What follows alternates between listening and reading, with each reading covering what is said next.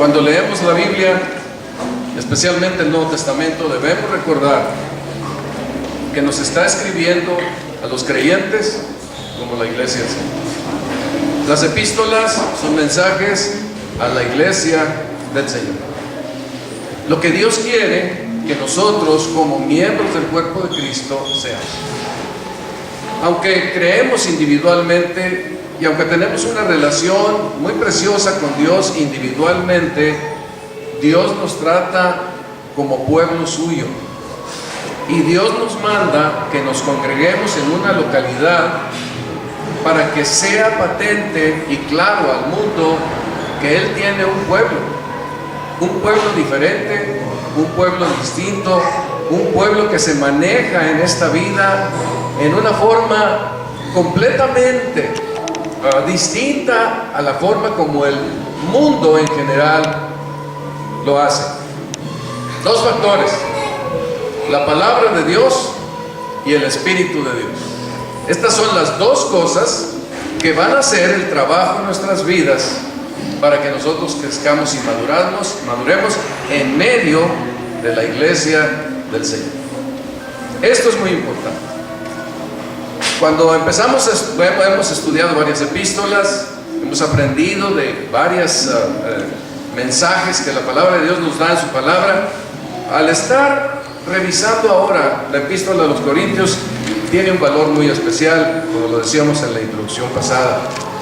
El apóstol Pablo está haciendo un llamado a esta iglesia para que sea y se comporte como la iglesia que debe de ser para él, como él quiere que la iglesia sea.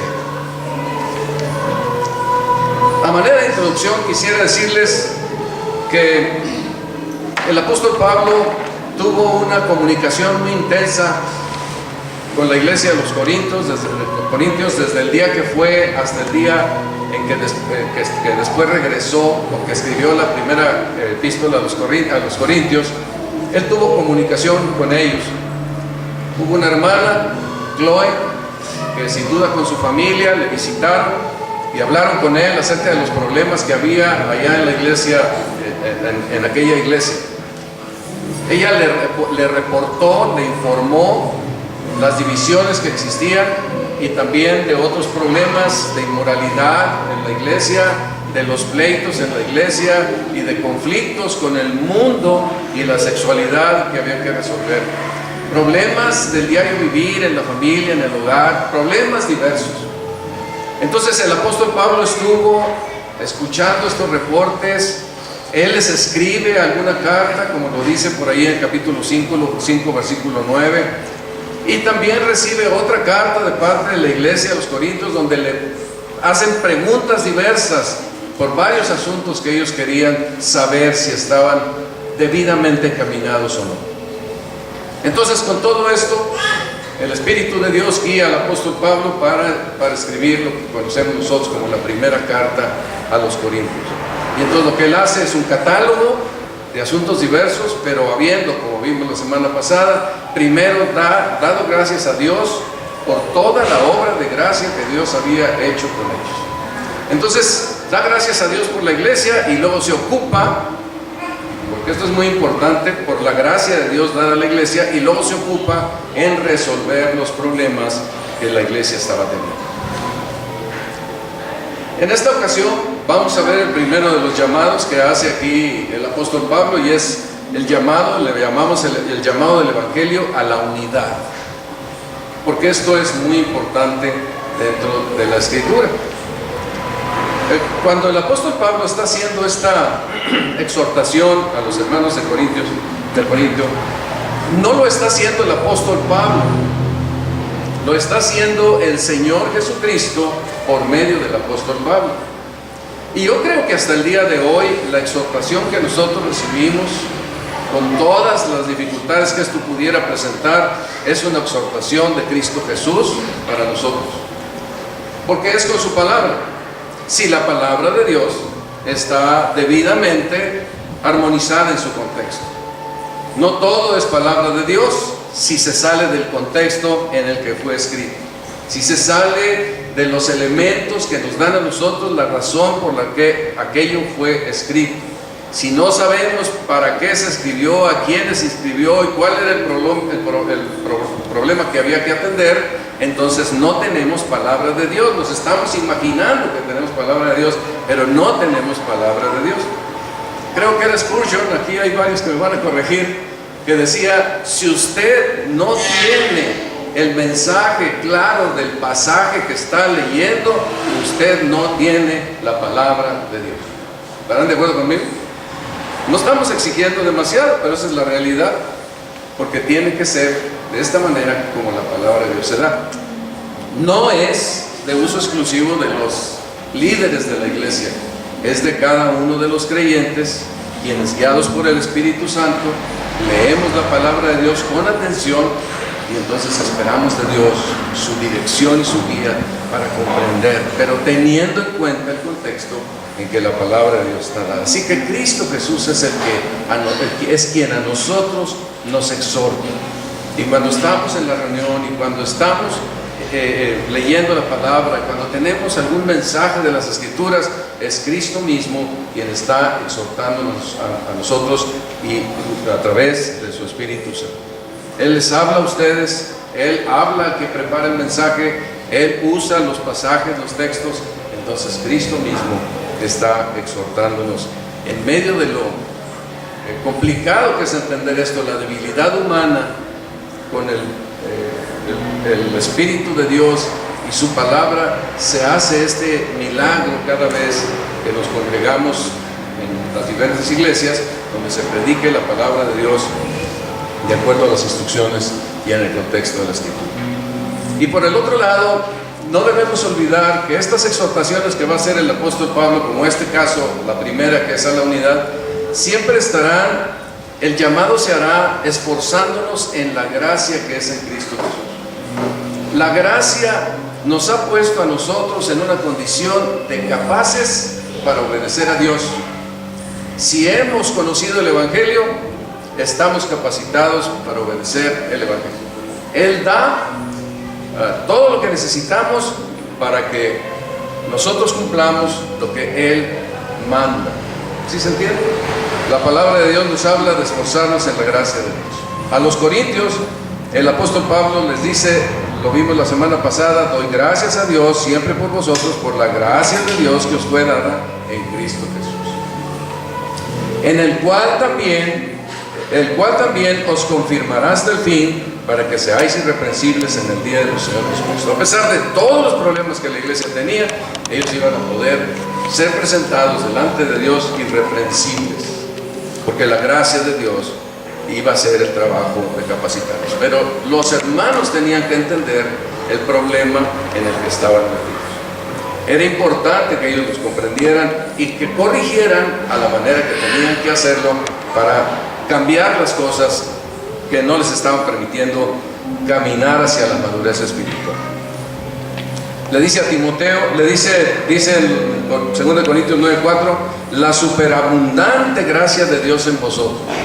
A pesar de todos los problemas que él catalogó en 1 Corintios, encontramos que en 2 Corintios se observa la superabundante gracia de Dios que permitió que ellos corrigieran los problemas que habían tenido en 1 Corintios. Lo que Pablo vio, pero estaba aquella superabundante gracia de Dios en los Corintios. En Tito 2:11 es uno de mis pasajes favoritos. Dice que la gracia de Dios nos enseña a renunciar a los deseos mundanos y a vivir en este siglo de acuerdo a los principios de Dios. A nosotros esto no nos van a hacer a menos que conozcamos a Cristo como nuestro Salvador personal, como nuestro Señor, que creamos su Evangelio. Y se crece en la gracia de Dios en la manera que se obedece la palabra de Dios. A mayor obediencia, mayor crecimiento en la gracia de Dios. Pero piensen en esto: Dios da abundantemente, pero su bendición se derrama en la medida en que nosotros respondemos a Él. Si no respondemos, no sucede lo que quisiéramos que pasara en nuestras vidas, porque ese es un aspecto importante de la vida, de la palabra, de la enseñanza de la palabra de Dios, es ser fieles y ser obedientes al Señor. Así que cuando el apóstol Pablo está por compartirles los problemas, el catálogo de problemas que él observa en la iglesia de los Corintios, pues lo que está haciendo es que tengan eso en mente para que resuelvan. Él está confiado en que cada exhortación ellos van a hacer, Dios va a hacer la obra en ellos para que ellos también lo puedan resolver y cambie aquella situación que está afectando. Cuando Dios exhorta, no es sin esperanza, siempre nos exhorta con la esperanza de su poder y de su gracia en nosotros para resolver. Así que recibamos la exhortación siempre, pero no, pues ya, yo no puedo, pues eso no es para mí, yo no tengo capacidad para hacerlo. No, recibámosla bien y confiemos en Dios. Él nos hace capaces para caminar por medio de su gracia en las instrucciones que Él nos da. Así que, pues vamos a ver este primer llamado que el Evangelio hace, que es a la unidad. Cuando estábamos viendo los videos de creo que es Modeset, ¿verdad? El viejito, mi amigo. Él dijo algo así como: humanismo es hacer las cosas del hombre a la manera del hombre. Luego dijo: religión es hacer las cosas de Dios a la manera del hombre. Y luego, allí no encontré, no me acuerdo del título, pero ustedes me podrán corregirlo. Dice: vida espiritual es hacer las cosas de Dios a la manera de ¿quién? De Dios. Hacer las cosas del hombre a la manera del hombre. Hacer las cosas de Dios a la manera del hombre. Hacer las cosas de Dios a la manera de Dios. Y nosotros solamente seremos religiosos si queremos hacer las cosas de Dios a nuestra manera, sin tomar en cuenta lo que Dios nos está indicando que debemos hacer. Entonces, esto es lo que el apóstol Pablo les quiere decir a los corintios: hagan las cosas de Dios a la manera de Dios, consideren las cosas de Dios como Dios las considera. Esto es muy importante. El apóstol Pablo primeramente les indica a los corintios que verdaderamente hay un problema, y ese problema pues es importante que se resuelva porque está pegándole a la base de la comunión cristiana, que también hace que haya poder para el evangelismo, para que el mundo se impacte. Allí en 1 Corintios capítulo 1, versículos 10 al 12, el apóstol Pablo les explica lo que está pasando. Y fíjense lo que dice allí el apóstol: os ruego pues, hermanos, por el nombre de nuestro Señor Jesucristo, que habléis todos una misma cosa, y que no haya entre vosotros divisiones, sino que estéis perfectamente unidos en una misma mente y en un mismo parecer. Porque he sido informado acerca de vosotros, hermanos míos, por los de Cloé, que hay entre vosotros contiendas. Quiero decir que cada uno de vosotros dice: yo soy de Pablo, yo de Apolos, y yo de Cefas, y yo de Cristo. Me parece a mí que el apóstol Pablo no se pone a hacer un análisis psicológico de los corintios. Dice: oye, ustedes se fueron detrás de Pablo, de Apolos y de Cefas porque psicológicamente algo les pasó. No hay un análisis de la problemática humana. Lo que hace el apóstol Pablo es que analiza la problemática desde el punto de vista de la palabra de Dios. Así es como yo lo veo. No podemos saber qué hizo que los corintios a detalle se alinearan con alguno de los apóstoles y tuvieran esa preferencia, y que los abrazaran de tal manera que luego se pusieran a tener problemas entre ellos, divisiones, contiendas, celos, como dice ya en el capítulo 3. ¿Qué pasó? No era una culpa de Pablo, ni de Cefas, ni de Apolos, mucho menos del Señor Jesucristo, ¿verdad?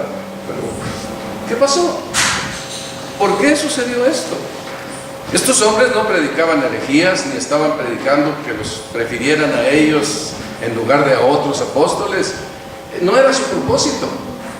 Es algo que parece que nació en los corintios y entonces ellos tuvieron la preferencia y ellos, los apóstoles, estos hombres, este predicador y estos apóstoles eran itinerantes, iban de un lado a otro, estaban con ellos, como en el caso de Pablo, 1 año, 2 años, pero ellos se iban y entonces los corintios se quedaban con aquellas especulaciones que luego los hacían que tuvieran preferencias hacia unos y otros, y aunque ya no estaban presentes quizá, las contiendas empezaban a crecer y los celos y las dificultades, y empezaba a haber esta complicación.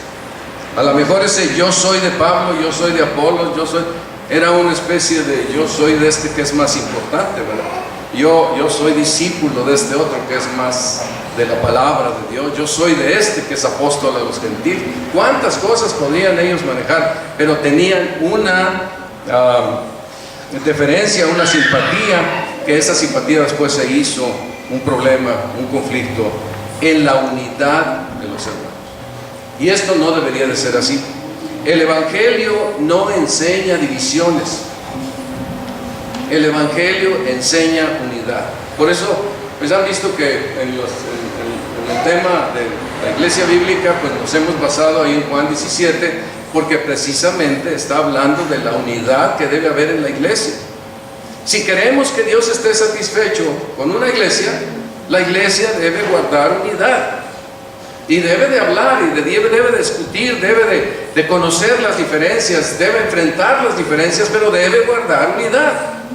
Las diferencias no son para que haya la división.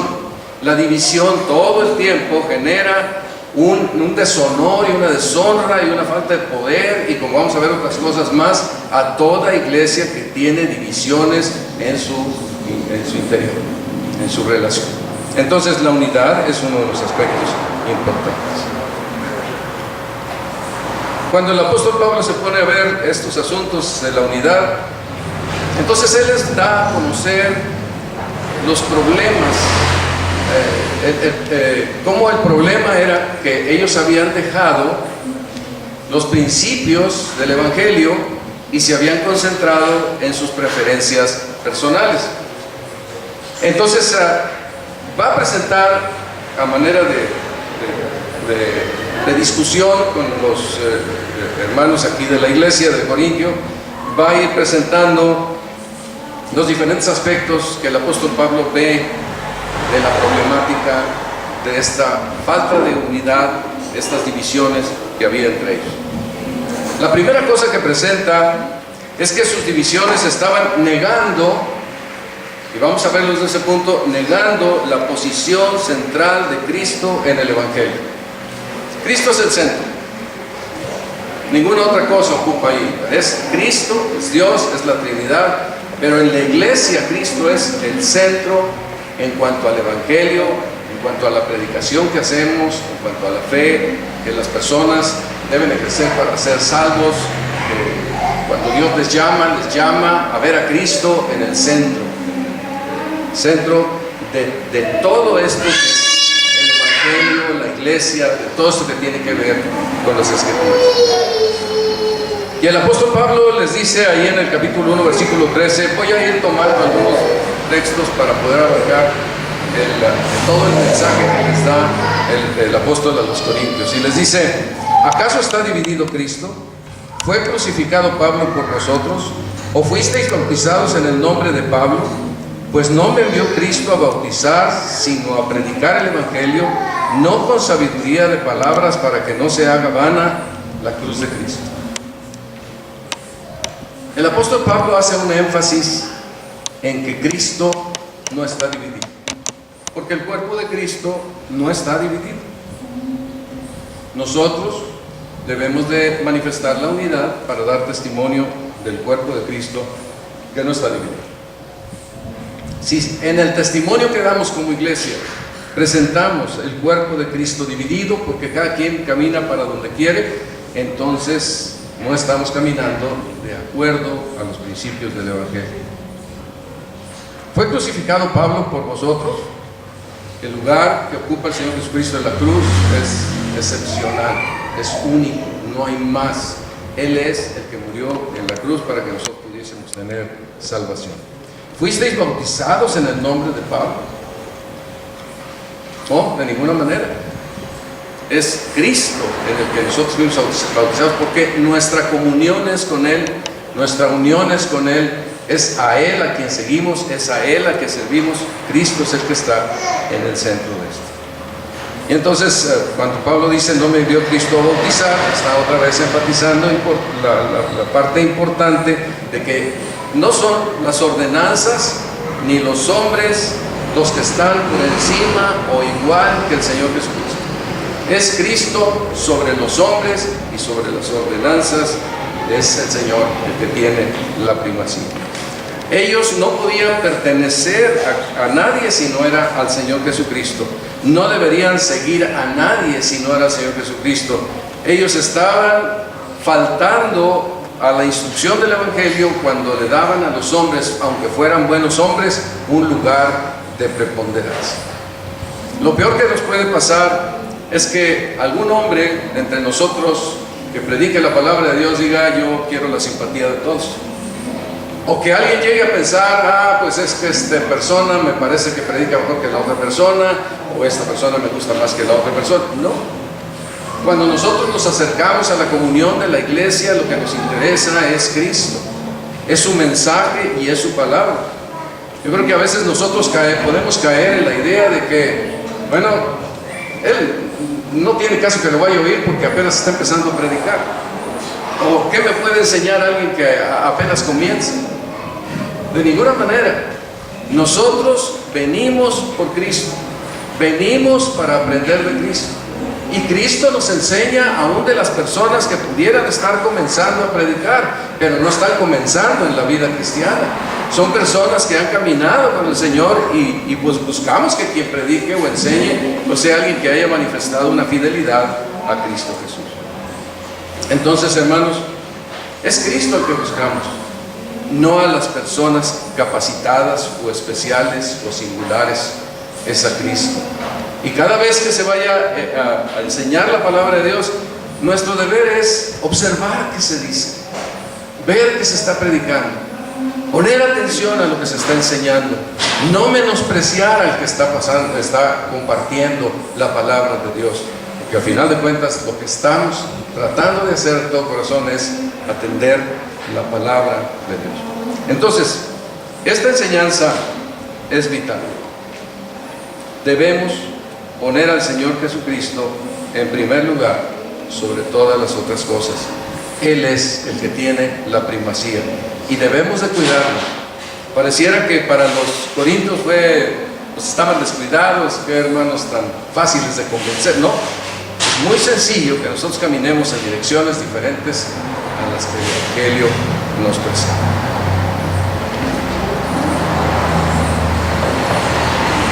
Una de las verdades, la segunda verdad que nos presenta aquí el apóstol Pablo es que sus divisiones estaban negando el poder transformador del Evangelio. Ellos le estaban dando a los hombres y a su capacidad de predicación, le estaban dando, creo yo, un valor muy especial, y entonces ellos querían oír nada más a uno o a otro, porque para ellos ahí era donde estaba el poder de Dios. Hoy en día se maneja mucho esto, ¿verdad? Este es un hombre poderoso, este es un hombre del poder de Dios, porque tiene pues a lo mejor las habilidades retóricas para poder hacer presentaciones de la palabra de Dios. Y a lo mejor algunos como apóstol era un hombre de gran retórica, a lo mejor otros como Pablo no sería un hombre de gran retórica. Pero lo que estaba presentando era la palabra de Dios y lo importante era la palabra de Dios. Y la transformación que venía al corazón de los hombres no era la retórica de las personas, sino era el poder de Dios que estaba actuando a través de los siervos de Dios, y esto era la parte fundamental. Así que con sus divisiones estaban negando el poder transformador del Evangelio. Dice aquí la palabra, dice ahí en el capítulo 1 dice 21, en el 21 al 24, pues ya que en la sabiduría de Dios el mundo no conoció a Dios mediante la sabiduría, agradó a Dios salvar a los creyentes por la locura de la predicación, porque los judíos piden señales y los griegos buscan sabiduría, pero nosotros predicamos a Cristo crucificado, para los judíos ciertamente tropezadero, para los gentiles locura, mas para los llamados, así judíos como griegos, Cristo, poder de Dios y sabiduría de Dios. Dios no necesita las habilidades de los hombres para obrar en las personas.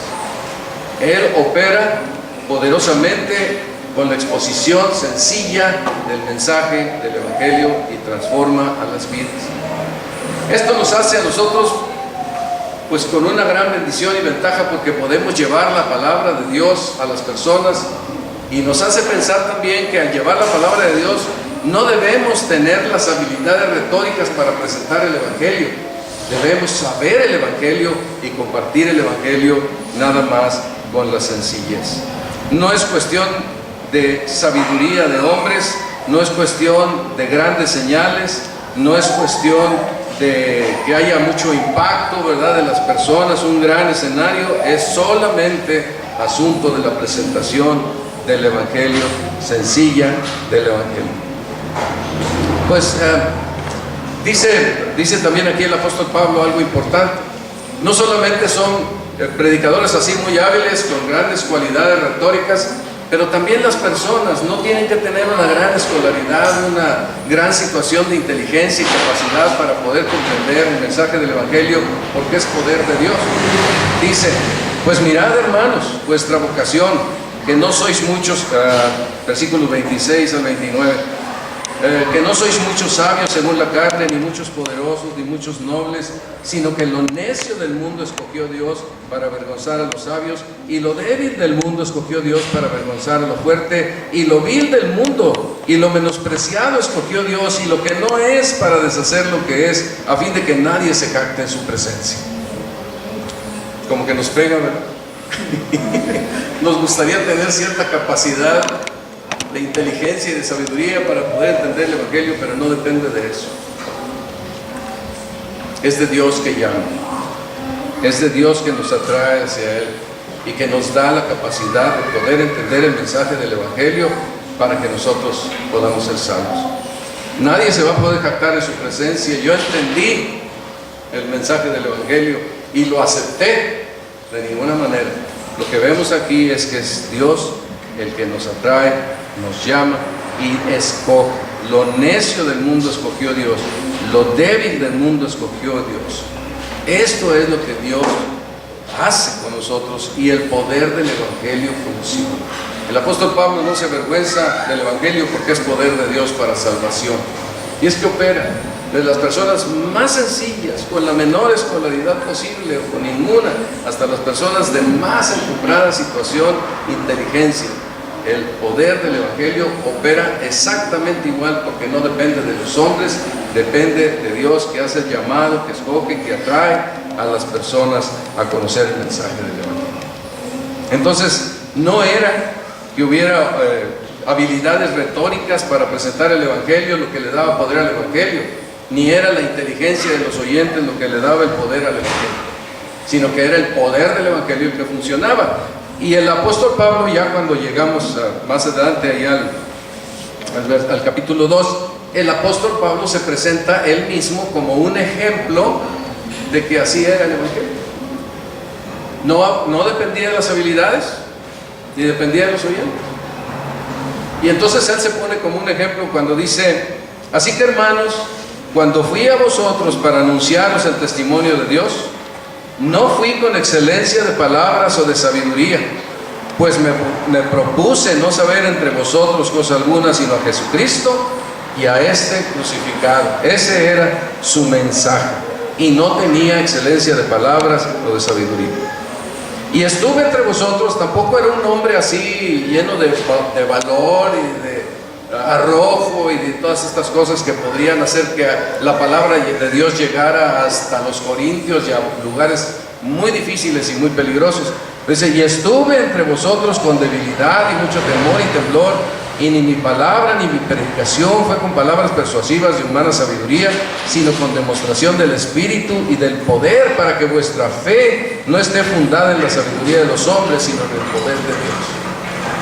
Entonces, no con todos esos apoyos para presentar el mensaje retórico, no para gentes inteligentes que puedan entender. Y Pablo se pone como un ejemplo, yo soy un ejemplo de que no es con retórica, que no es con grande arrojo, que no es así de una manera muy impactante, sino que aquí estoy yo como un ejemplo. Yo llegué con miedo a predicar el mensaje del Evangelio y ustedes se convirtieron. Cuando leemos ahí en el libro de los Hechos, él empieza a predicar y mucha gente se empieza a convertir, y Pablo estaba temblando y se sentía, pues sin duda, sentía el peso y la carga de la sabiduría de los filósofos ahí griegos y de Atenas y toda la fama que ellos tenían. Pero ahí estaba Pablo y él no con sabiduría estaba entregando la palabra de Dios, y las personas por el poder de Dios estaban convirtiendo, y el Señor le dice a Pablo, como vimos la semana pasada, no temas, sigue, tú sigue predicando, porque yo tengo aquí mucho pueblo al que estoy llamando. Así que gracias a Dios así fue. Cuando está terminando esa porción del capítulo 2, les dicen los versículos 30 y 31, mas por él estáis vosotros en Cristo Jesús, el cual nos ha sido hecho por Dios sabiduría, justificación, santificación y redención.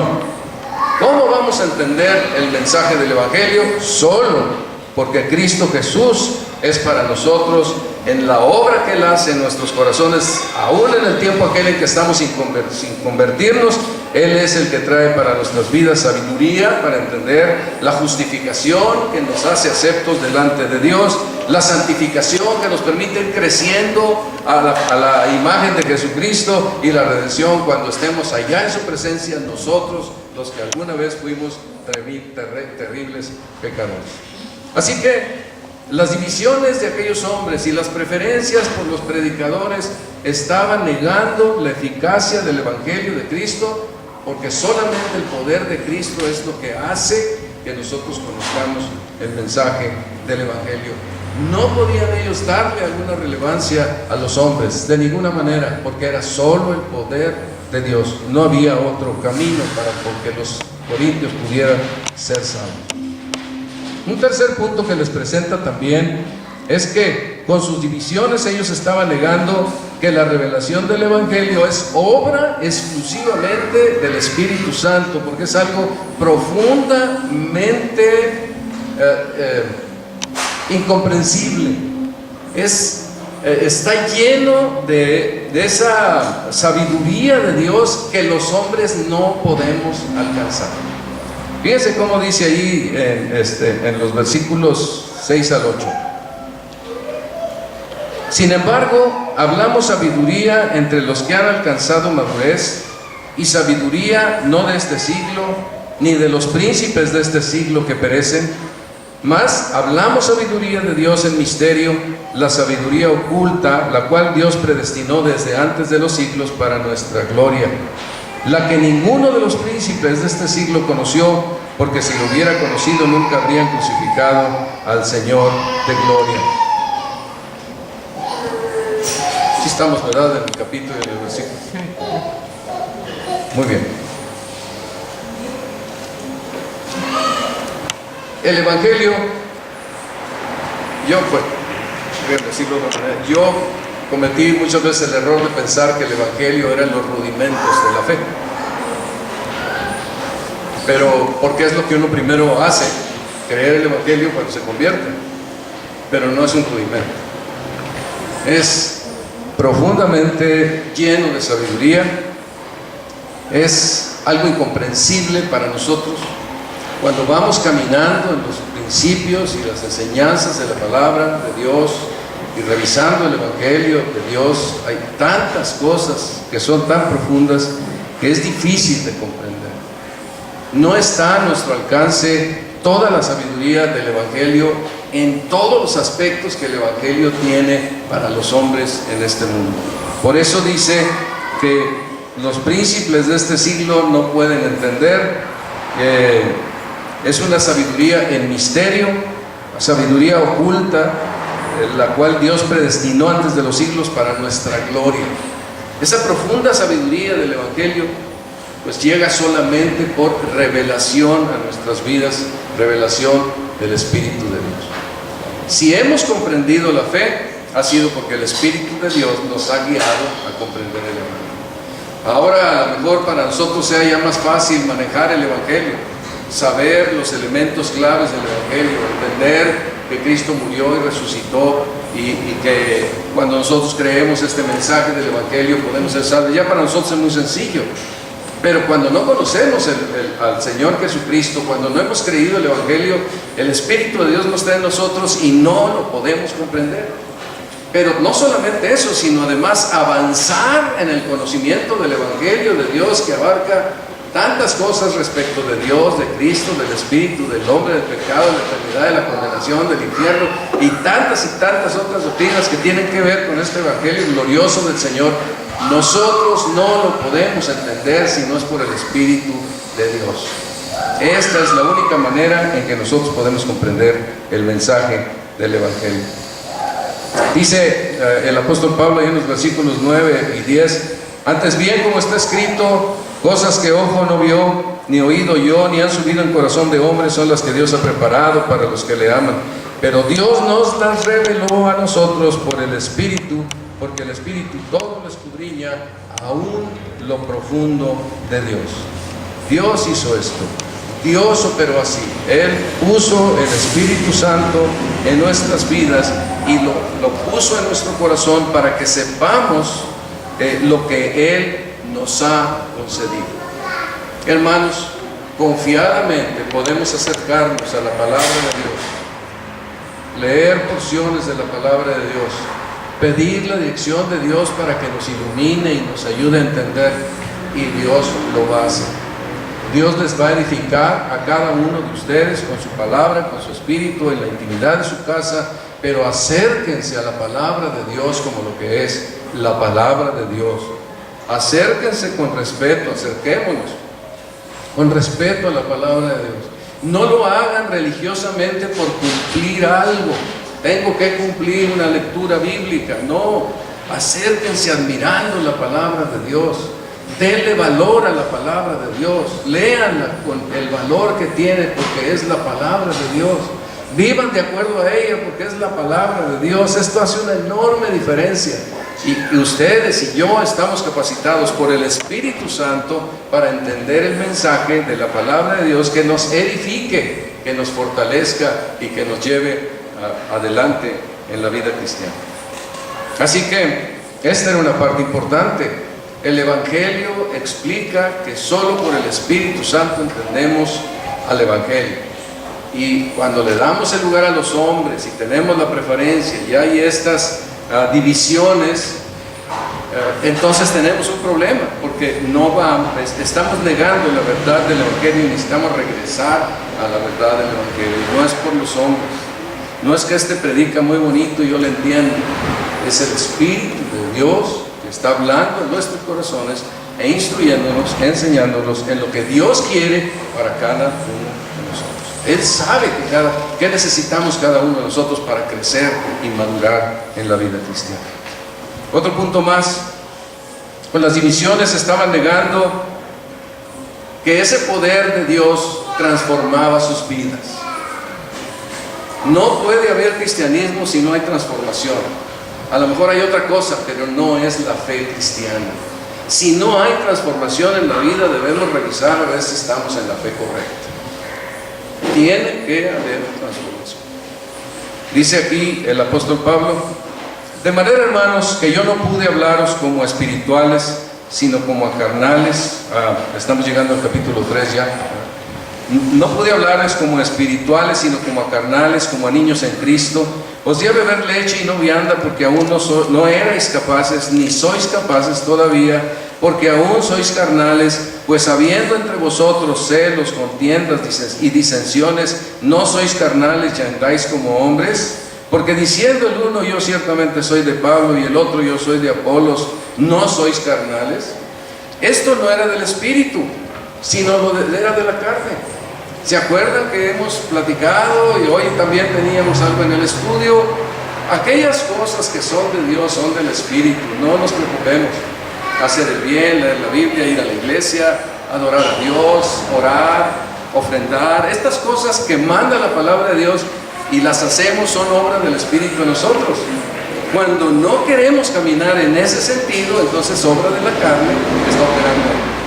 Ellos se pensaban muy espirituales porque seguían a estos líderes espirituales, pero estaban equivocados. No, ese seguir a estos líderes espirituales y además tener esas divisiones y dificultades, pleitos entre ellos y celos, eso estaba ocasionando que ellos estuvieran en un problema muy serio de andar en una forma carnal como niños en Cristo, y no podía. El apóstol Pablo estaba impedido.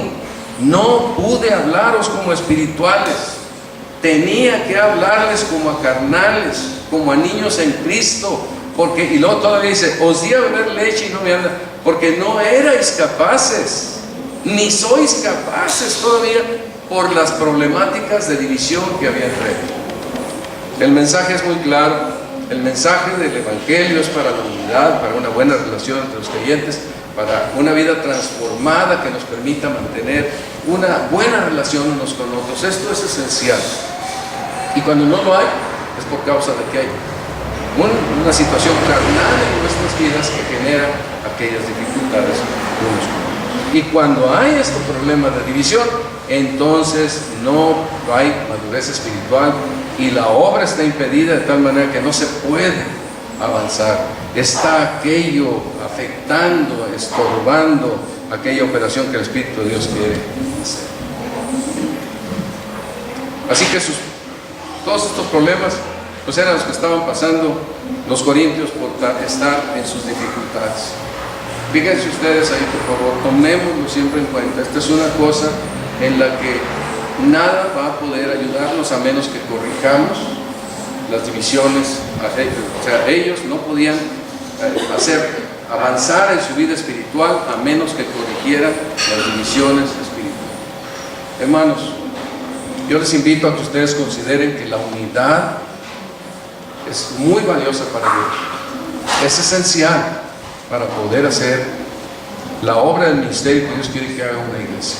Y todos debemos ser solícitos, como dice en Efesios, para guardar esa unidad en el Espíritu. Entonces es clave.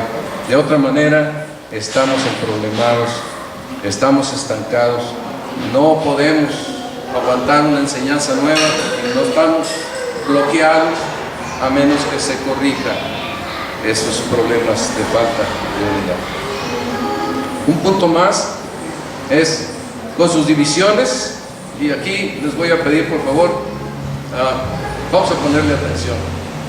Creo que esto es vital que lo podamos escuchar, es clave, porque tiene enseñanzas profundas, importantes, que nos afectan de cada uno de nosotros. Las otras también, pero esta especialmente, esperando que ustedes allá en su corazón puedan hacer una decisión de vivir para el Señor como yo la debo hacer, para caminar con Él como Él quiere. Fíjense cómo dice: con sus divisiones estaban negando que el Evangelio es ministerio de la iglesia.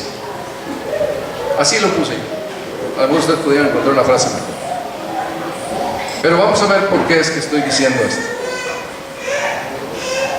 El apóstol Pablo, como ellos estaban en este conflicto de divisiones entre ellos, el apóstol Pablo les presenta pues esta gran oración aquí. Ahí desde el versículo 5 al versículo 8 del capítulo 3. ¿Qué pues es Pablo? ¿Y qué es Apolos? Eran los que creían, yo soy de Pablo, yo soy de Apolos. Pero ahora toma a Apolos y a Pablo, que quizás estuvieron más cerca de los corintios, y dice: ¿qué es Pablo? ¿Y qué es Apolos?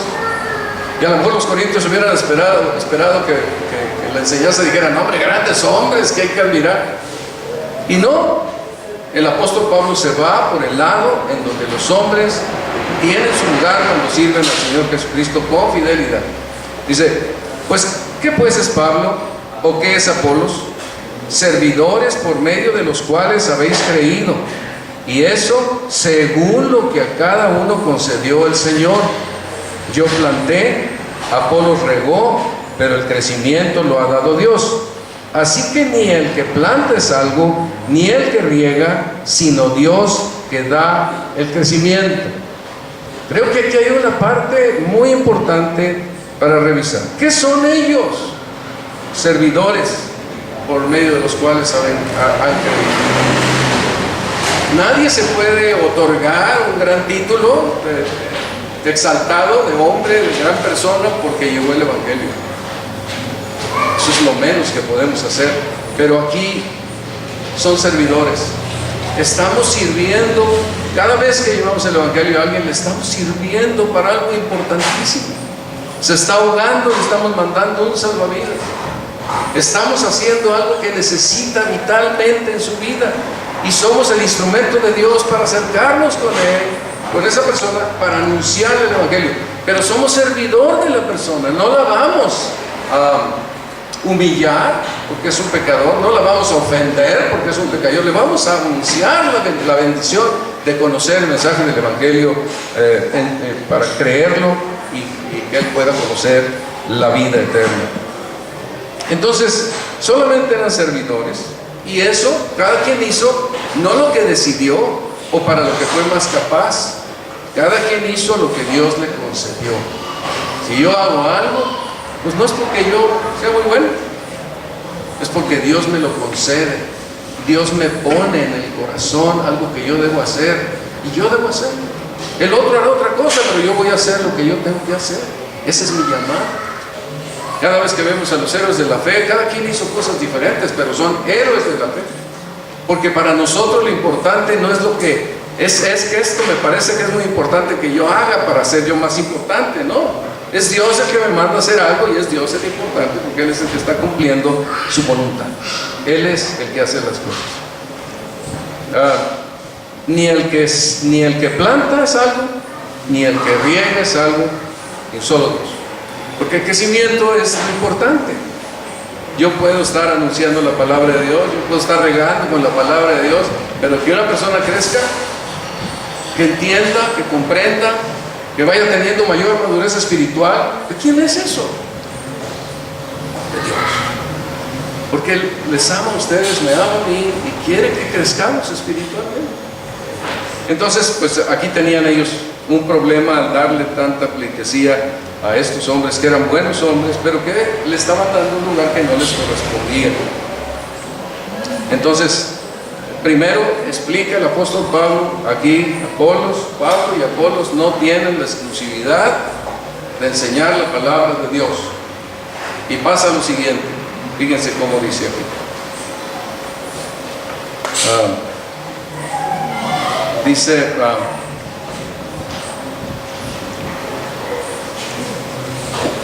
De los versículos 11 al 15, pero déjenme decir esto. Yo creo que la iglesia ha luchado en toda su historia con el problema de que los líderes quieren tener la exclusividad. En la actualidad pues tenemos la Iglesia Católica, por ejemplo, donde prácticamente toda la exclusividad es de liderazgo en todas sus jerarquías. Casi podemos decir que la comprensión es que todo el liderazgo y las jerarquías y todo el mundo religioso con vocación religiosa son la iglesia. Y las personas van y se protegen, se ocultan bajo la iglesia, pero la iglesia son los líderes.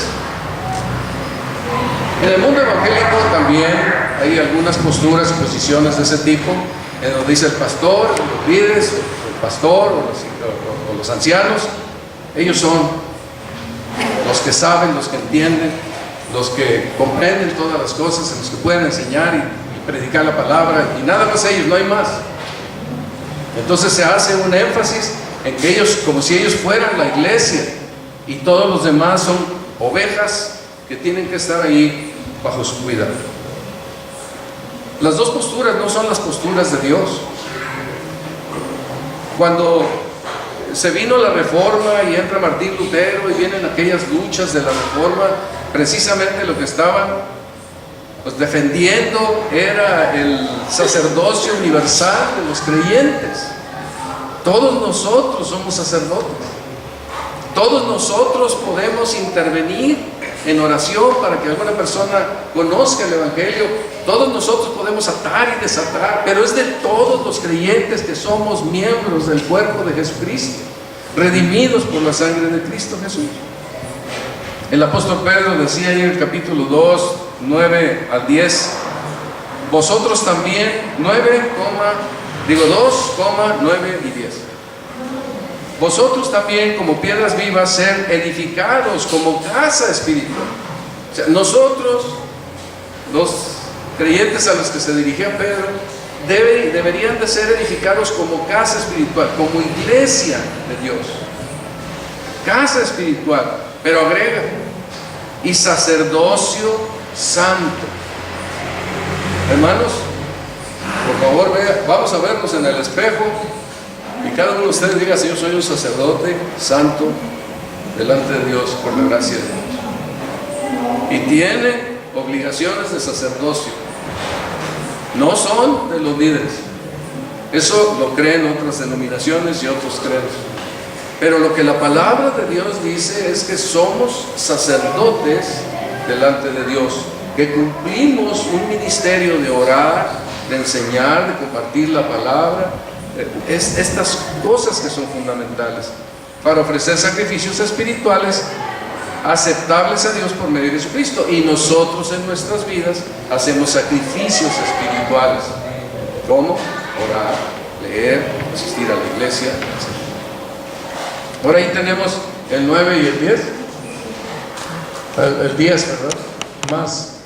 Vosotros sois linaje escogido, real sacerdocio, nación santa, pueblo adquirido por Dios, para que anunciéis las virtudes de aquel que os llamó de las tinieblas a su luz admirable. Vosotros que en otro tiempo no erais pueblo, estábamos lejos en las tinieblas, pero que ahora sois pueblo de Dios, que en otro tiempo no habíais alcanzado misericordia, pero ahora habéis alcanzado misericordia.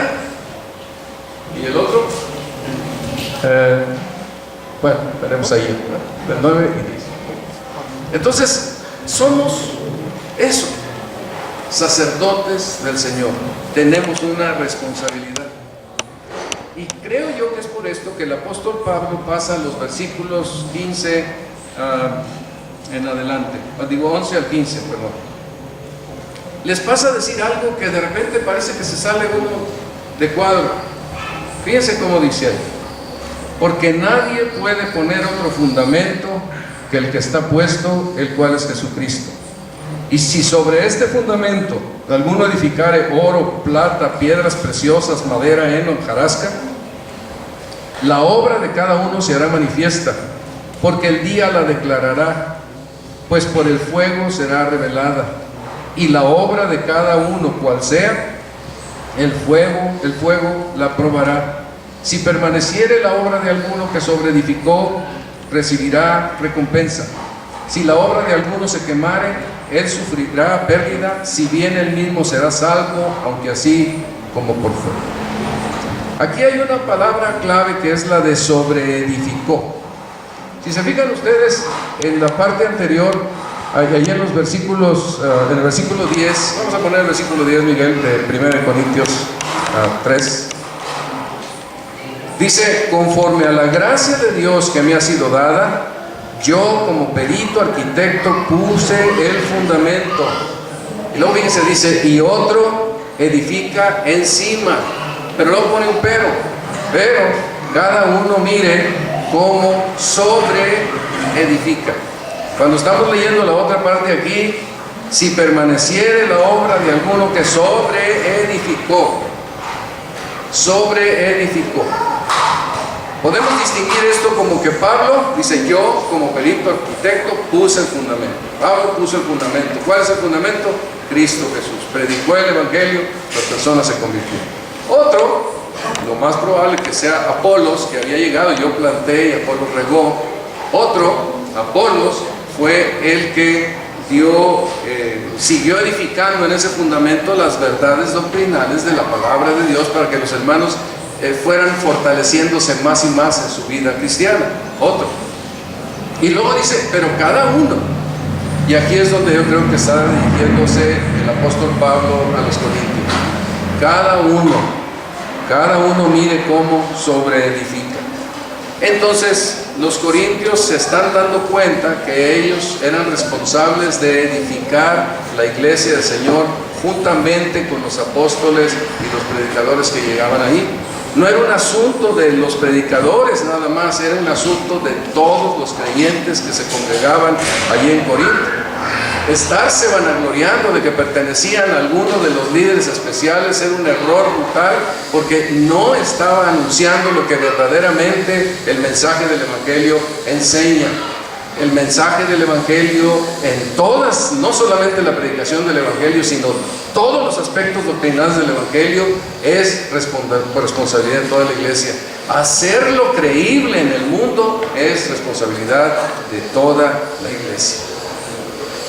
Ahora, aquí el apóstol Pablo 2 veces les dice a los corintios, primero aquí en capítulo 3 y luego allá en el 2 de Corintios en el capítulo 5, les dice que todos los creyentes, y les dice ustedes hermanos, y nosotros, todos, cada uno de nosotros estaremos presentes en un día en que Dios va a aclarar qué hicimos con la vida cristiana que Dios nos dio.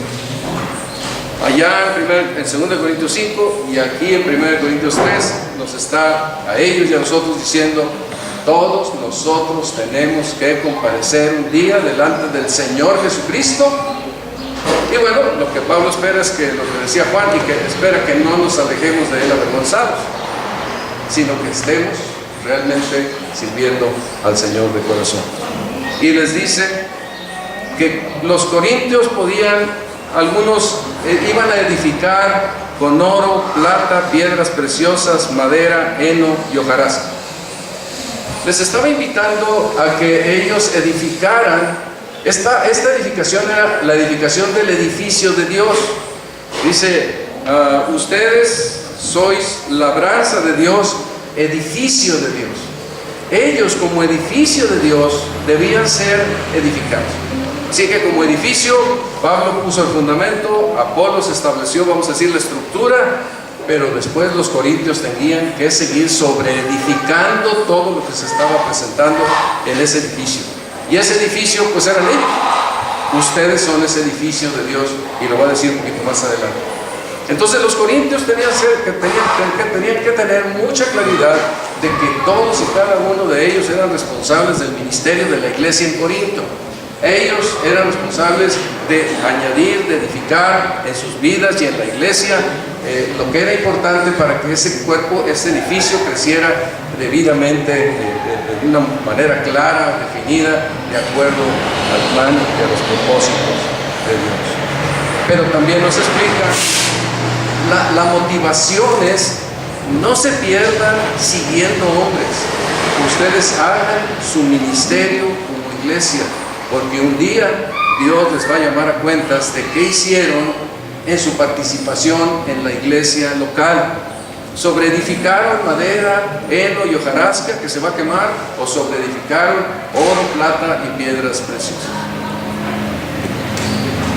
A veces lo definimos nada más con el evangelismo personal. No sé cuántas veces yo lo utilicé esta porción para decir que está hablando de cuántas almas gané, y entonces ahí pues voy a ver cuántos versículos leí. No. ¿Cómo vives en la iglesia? Yo creo, ustedes piénsenlo, revisen el texto. Yo creo que esto es lo que el Señor nos está enseñando en este pasaje.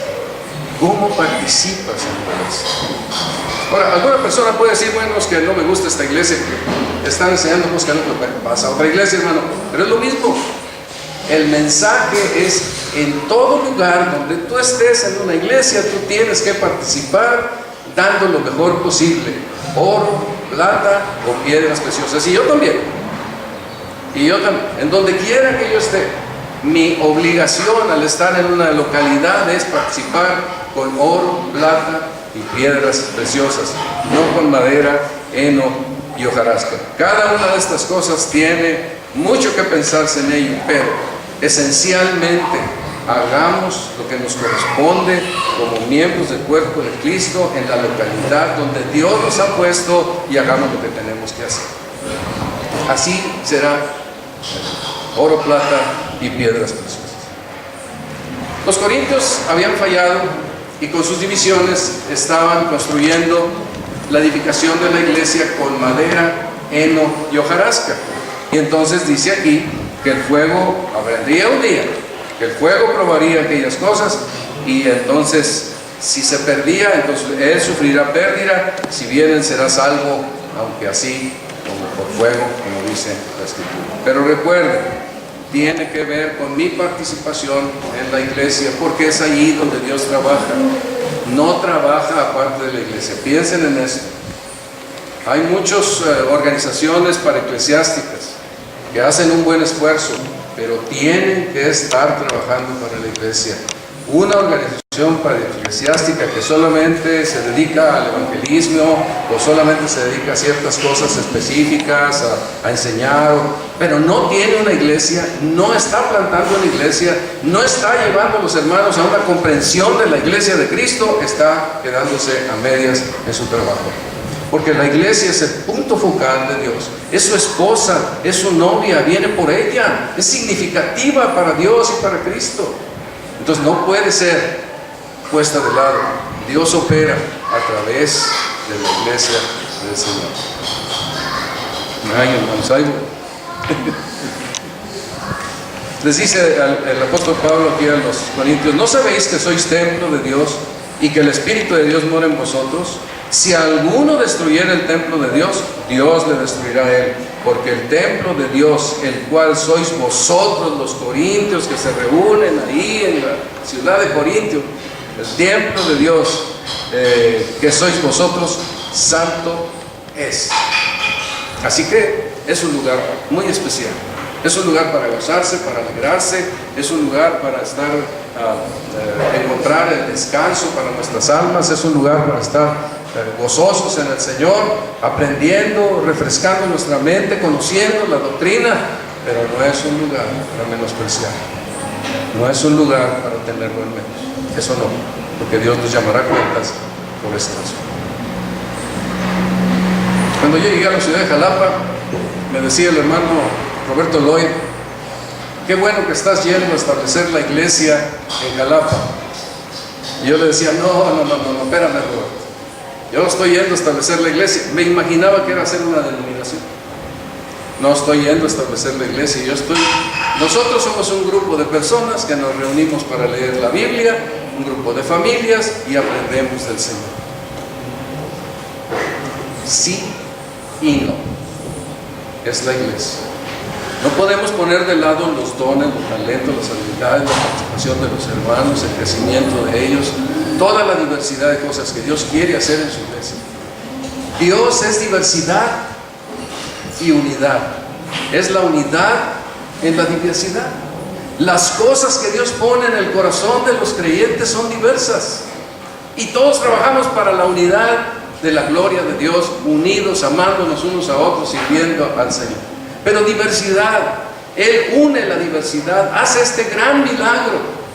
No hace puros teólogos, puros maestros, hace una diversidad de personas que ayudan en formas tremendas. Cuando revisamos los dones que operan en la iglesia, que se trabajan en la iglesia, vemos el que preside, el que ayuda, el que reparte, que tantas cosas que motiva el Espíritu de Dios a hacer. Y nosotros debemos de respetar unas y otras, porque Dios es el que está motivando las cosas para hacer, a menos que haya algún pecado por ahí, que eso, pues oigan, aunque yo pudiera hacer aquí una buena exposición de la palabra, que saben de algún pecado, tienen que parar ustedes y decirme: oye, cállate, no estás haciendo bien las cosas, está mal esto que estás haciendo. Primero corrige aquello y luego nos dice: ¿alguna cosa inmoral en mi vida? Pues sí. Pero de otra manera, vamos adelante para servir al Señor. Bueno, cada uno de ellos y cada uno de nosotros debemos recordar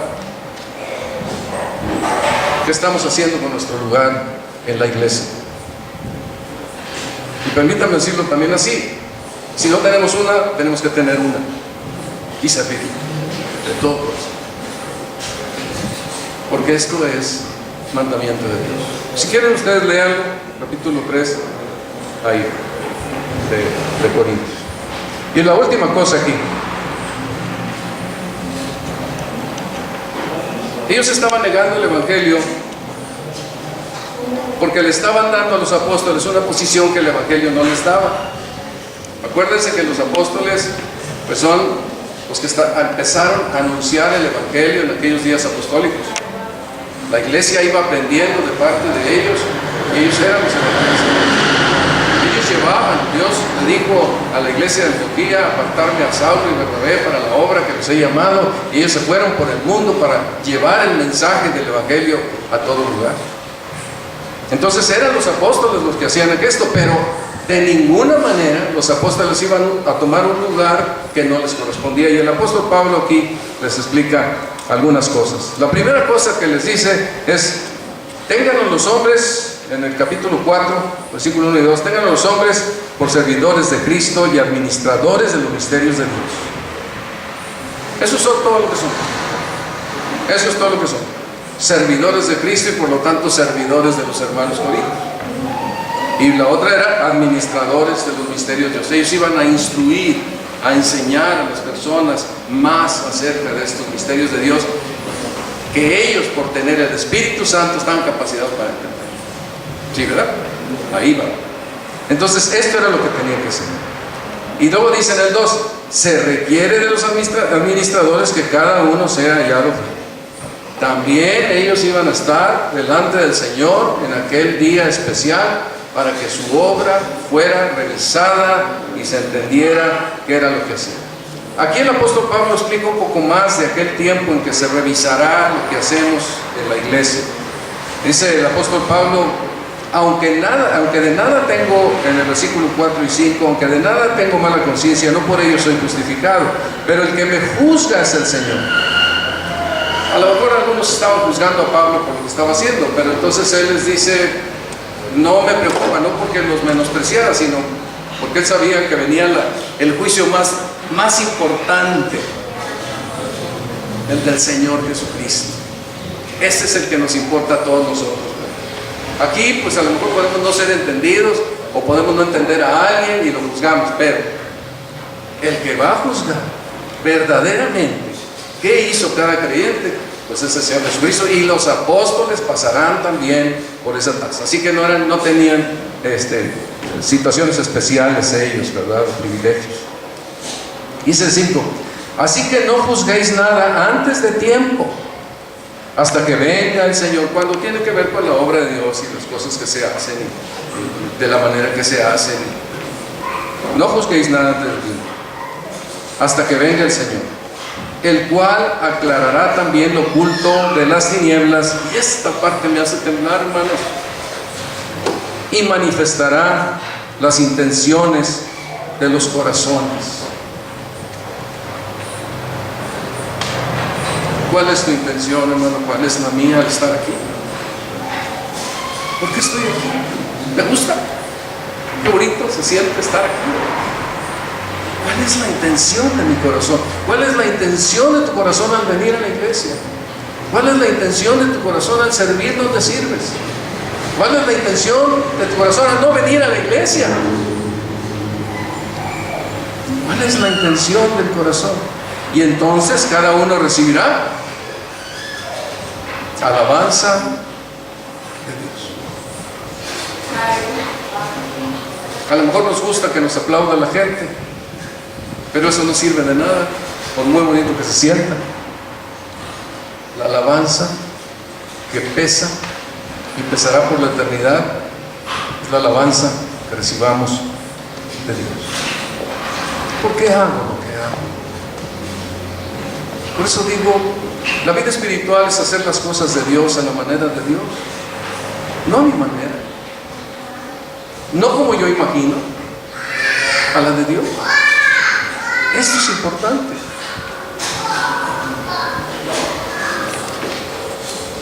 Los corintios creían que los apóstoles tenían un trato privilegiado, y aunque no vamos a leer esto en el 4, 6 y 7, da la impresión de que estuvieran en competencia Apolos y Pablo. Luego en el versículo 8 pareciera que alguien les había dicho a los corintios: no, ustedes son campeones, Ya habrán oído este mensaje en algún lado, creo. Ustedes son campeones, Dios los quiere mucho, son lo más amado de Dios. Él está, pero que se deshace por ustedes. Nos los tiene acá en una excelencia. Ya estáis saciados, ya estáis ricos, sin nosotros reinados. Alguien llegó a decir, ustedes ya son reyes, y ¿dónde están? Pero en todo lo que da. Y Pablo como que hace una especie de, pues algo así como una mofa, diría, vamos a decir. Ojalá reinaseis, para que nosotros reinásemos también juntamente con vosotros. Pero miren la realidad. Entonces los llama a ver la realidad.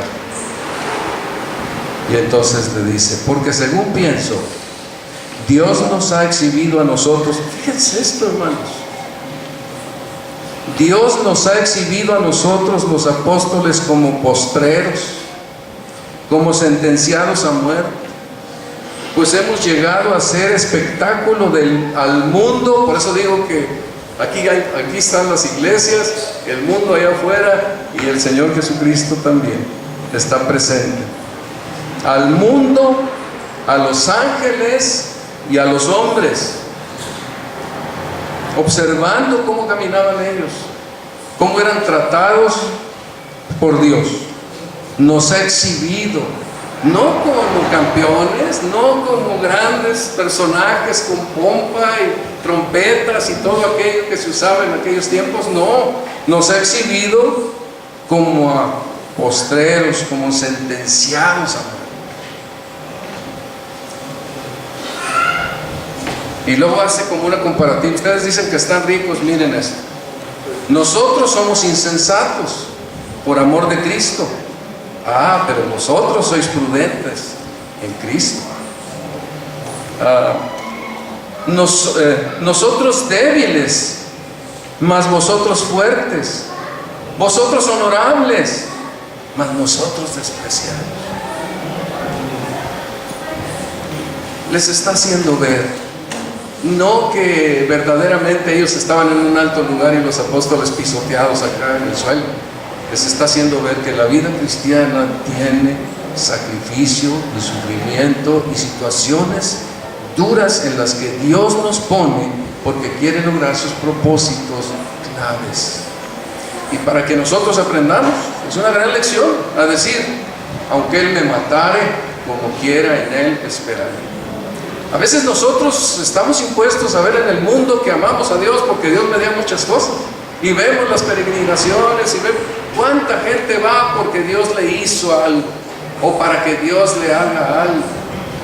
Pero aquí Dios no ofrece esto. Él se ofrece a sí mismo, y así como Él sufrió, es posible que a nosotros nos toque sufrir también situaciones diversas, a cualquier creyente que pertenece a la iglesia de Jesucristo. Y en medio de eso, Dios es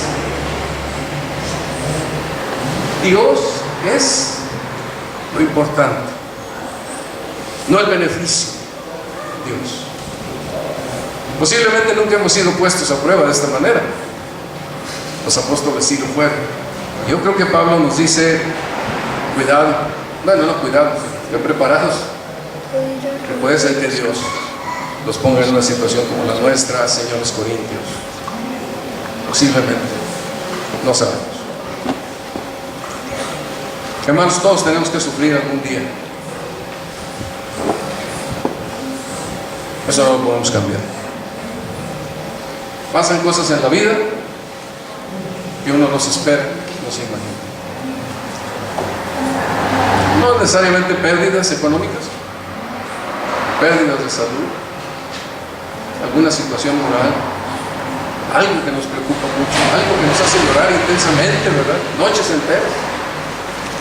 Y yo creo que muchos de ustedes ya lo han pasado, pero tienen y saben ustedes que seguir con el Señor es lo mejor que nos puede suceder. Ser fieles a Él, caminar con Él y esperar en Él, aunque las cosas estén mal, aunque no haya ovejas, aunque no haya vides, aunque no haya nada, esperamos en Dios. Esta es la parte importante para nosotros. Y esto es lo que el apóstol Pablo les está diciendo a ellos. les agrega todavía más. Aquí ya se separa de los corintios y él empieza a decirles: hasta ahora padecemos hambre, tenemos sed, estamos desnudos, somos abofeteados, no tenemos morada fija, nos fatigamos trabajando con nuestras propias manos, nos maldicen y bendecimos, padecemos persecución y la soportamos, nos difaman y rogamos. Hemos venido a ser hasta ahora como la escoria del mundo, el desecho de todos.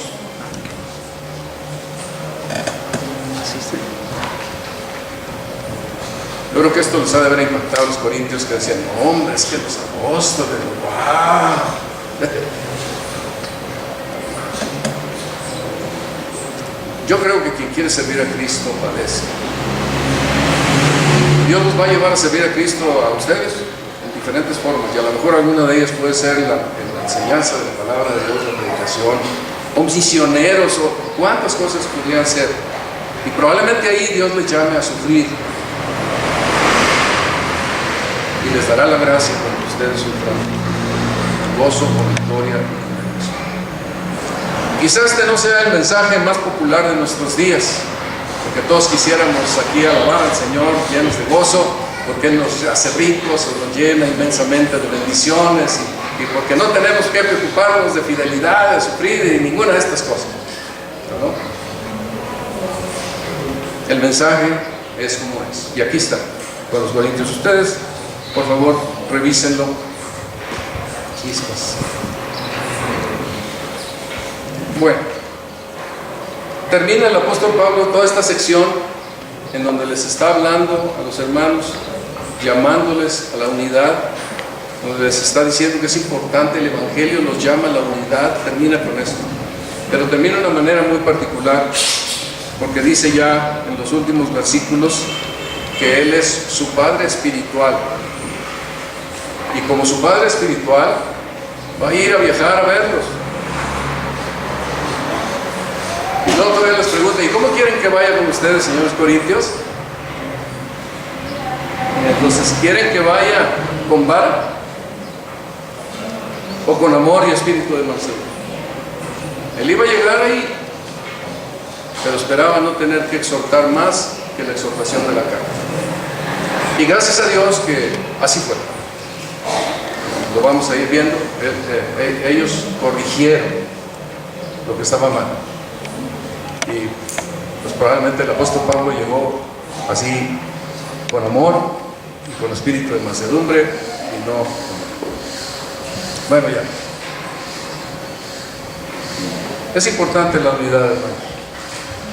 Para Dios es importante la unidad, nuestra unidad. Pero pensemos un poco en nosotros, amigos.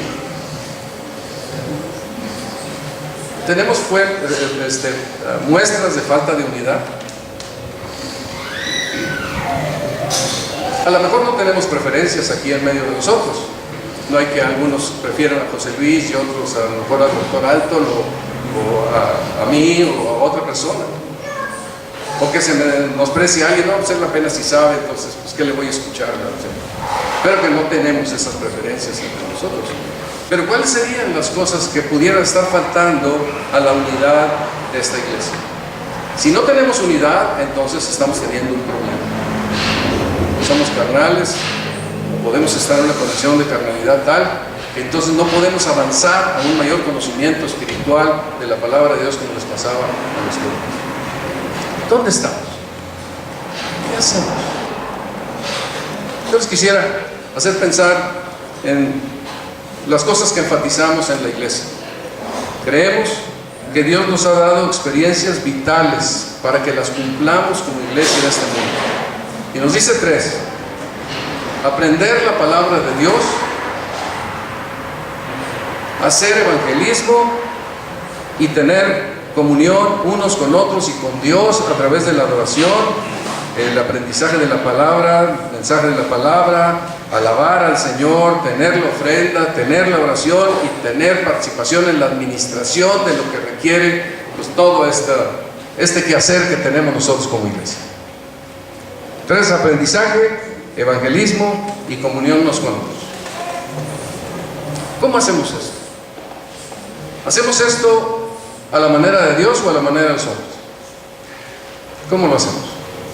¿Estamos haciéndolo de tal forma que lo hacemos por amor al Señor o por cumplir religiosamente? Si yo quiero cumplir religiosamente, lo estoy haciendo a la manera, las cosas de Dios a la manera del mundo. Tengo que ir el domingo para cumplir con Dios. O voy a ir a la iglesia porque me nació ir a la iglesia. Esto no, Dios, no le estamos haciendo ningún favor a Dios el que nos nazca ir a la iglesia. Tenemos el compromiso con Dios, si es que hemos nacido de nuevo, de asistir para congregarnos y tener comunión unos con otros y con Dios, y adorarle, aprender, alabar, ofrendar, y a la oración y a la administración. Estas cosas son esenciales. ¿Cómo las estamos haciendo? Queridos hermanos, no tendría yo que decir esto si no estuviera aquí en las Escrituras, pero aquí está.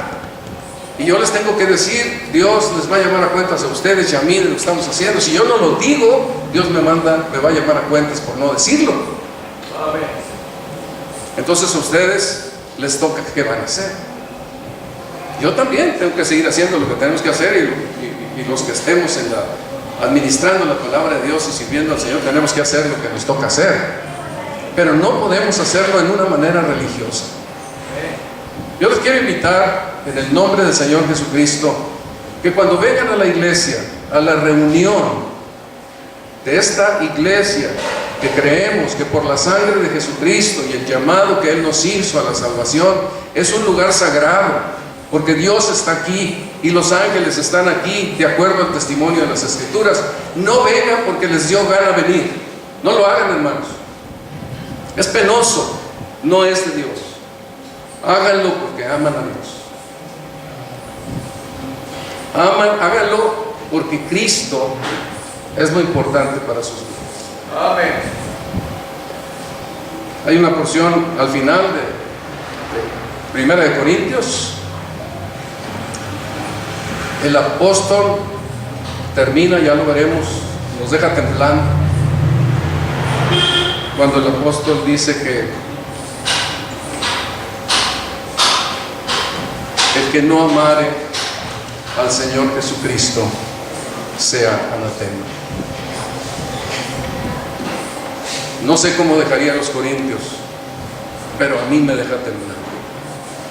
Nosotros no debemos desembarazarnos de la idea de voy cuando me dé la gana y voy porque tuve ganas. Debemos, si hemos nacido de nuevo, si el Evangelio ha tomado nido en nuestro corazón, si el Espíritu de Dios vive en nuestras vidas, debemos ir porque amamos al Señor Jesucristo y ser fieles a Él. Y si no les gusta esta iglesia, pues hermanos, no por decirles que se vayan, mucho nunca diría eso, ¿verdad? Primero que me parta un rayo, pero busquen una iglesia y sean fieles al Señor ahí donde sea, pero fieles, y vayan porque aman al Señor Jesucristo, no porque hay otro interés, no porque hay otras cosas importantes. Es el Señor Jesucristo o nada. Entonces consideremos estas verdades de la palabra de Dios. La iglesia, yo creo que lo pensé alguna vez, nunca más, no es un juego. No es. Es el único testimonio que los hombres tienen para tener una esperanza en sus vidas. No es un juego. Es un lugar para descansar, hermano. Cuando Dios nos dice venid a mí, para que descansemos en Él. ¿Cómo dice? Venid a mí, los que estáis trabajados y cargados. Se me fue los que estáis trabajados y cargados, porque yo os haré descansar. Aquí es un buen lugar de descanso. No otra parte. Entiendo que no tenemos, es posible que los 57 domingos del año pues no estemos los 57, ¿verdad?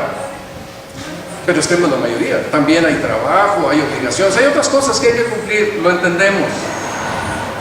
Pero que sea cosas justificadas y claras, porque aquí tenemos, los que hemos conocido al Señor, un lugar específico, especial y claro. Hagamos un sacrificio, todos por igual, porque Cristo nos manda que hagamos un sacrificio. Un sacrificio igual, aunque las maneras de expresarlo pudiera ser distintas. Pero pensemos en estas cosas, queridos hermanos. Aquí el apóstol Pablo nos ha dejado una impresionante expresión de que si no hay unidad, negamos el Evangelio. Tengamos unidad en esto. Yo asisto a la iglesia porque amo al Señor Jesucristo con amor inalterable. No voy porque me daron ganas ahora. No voy porque ahora me tocaba ir. No. Voy porque amo al Señor Jesucristo con amor inalterable y voy a adorarle y alabarle y a glorificar su nombre juntamente con mis hermanos. Que el Señor les bendiga, hermanos. Un último pensamiento. Me llama la atención Mateo 22, del 1 al 3, en donde el Señor manda una invitación de fiesta de bodas. Era la boda de su hijo.